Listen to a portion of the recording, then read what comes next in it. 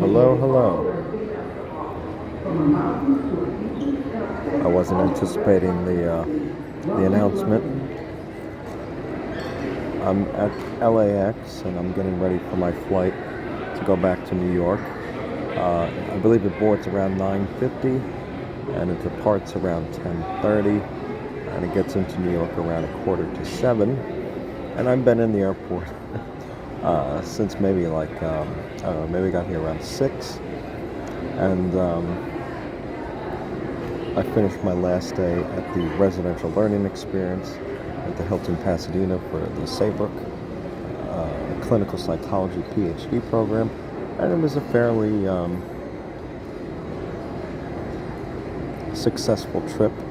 I enjoyed many of the lectures. There were some good ones on research. There were some peer-led ones that I found to be insightful, and it seemed like my classmates enjoyed the experience. I don't really socialize with them. I'm kind of waiting to get my feet set. Perhaps when I start getting my supervised hours, I might become a little bit more social.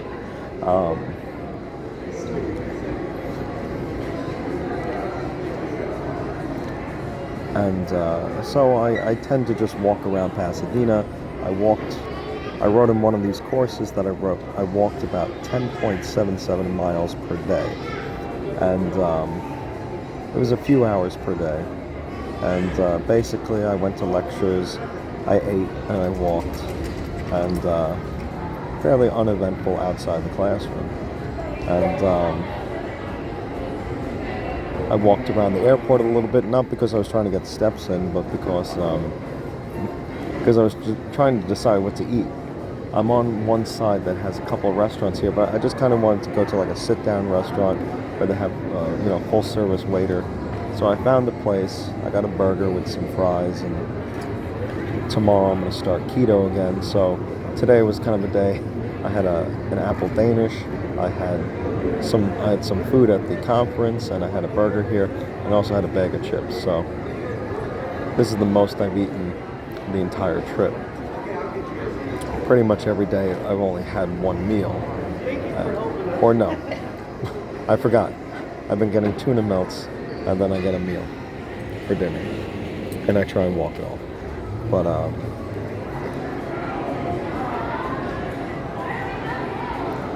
it's fairly crowded. I don't want to get people that don't want to be on camera.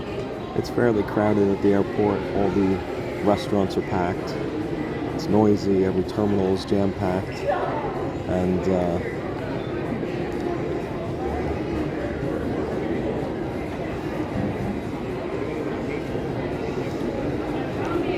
my parents just dropped off my dog and my cat. They were babysitting, or they were watching them for the week. And they just dropped them off at my place, so they called me. They asked me to turn the lights on, and I did that for them, and they're going to pick me up tomorrow, and I'm going to get some work done.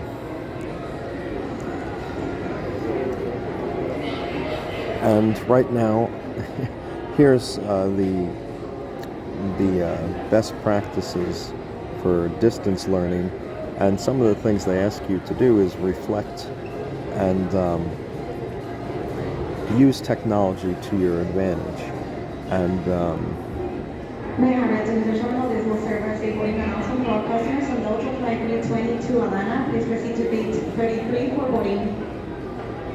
so in another course, I believe it was this January, I wrote how I use technology to do dictations. And it allows me to reflect on what I learned in the course. So while I was in Pasadena, I was doing dictations about my experiences, about the peer-led lectures and my interactions with new professors that I haven't had much interaction with. And I've been doing this for a while. I've had webcams, and I have a microphone on my computer where basically I do audio recordings with stream. So here I have the OBS.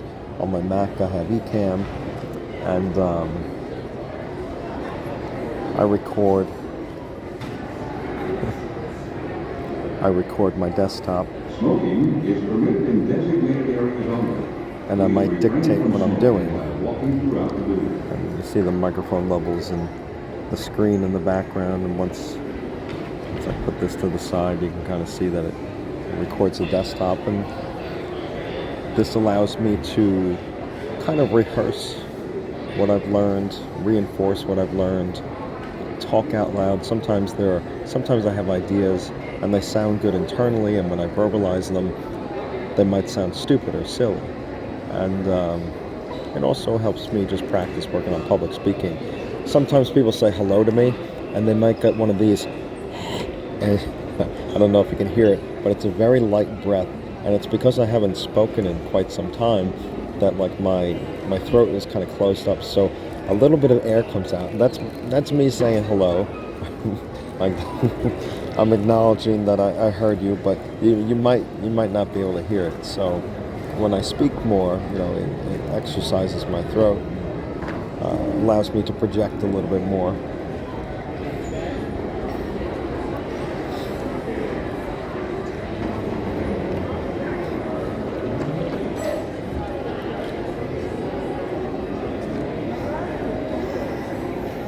So right now I'm a little self-conscious because I'm not when I was at El Cholo, there was a person behind me who wrote blogs for restaurants.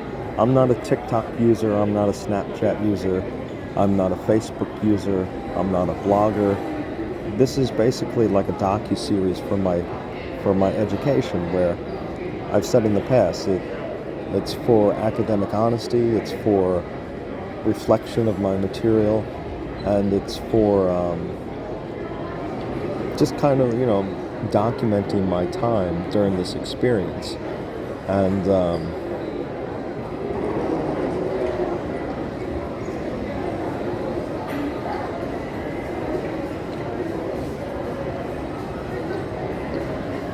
I even have the watch, like, so when I go out for those walks,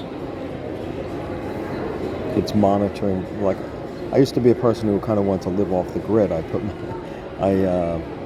started using cash and had GPS blocking bags and stuff, and I didn't want all these like advertisers, spamming me with robocalls and emails. Oh, we see you visited this store, when you go into the store and you have Wi-Fi and stuff, and we see you traveled here and you checked in here, and I just kind of wanted to like detox from all that. But now I do it because it kind of demonstrates that I'm proactive, that I'm active, that I take care of myself.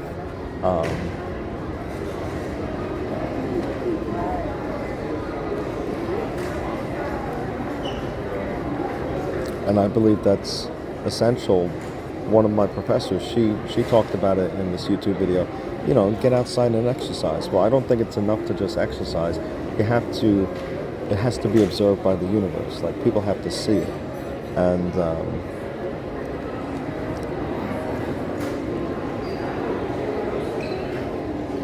although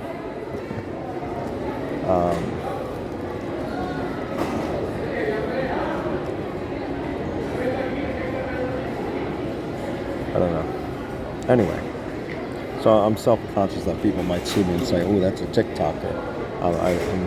This is unusual for me to be doing this in a public place. Normally, even when I was dictating in Pasadena, I was either in the hotel room or I would narrate where there was less populated areas. So there's a stretch on Colorado and Pasadena that you get past the restaurants, and every once in a while you might run into one person, but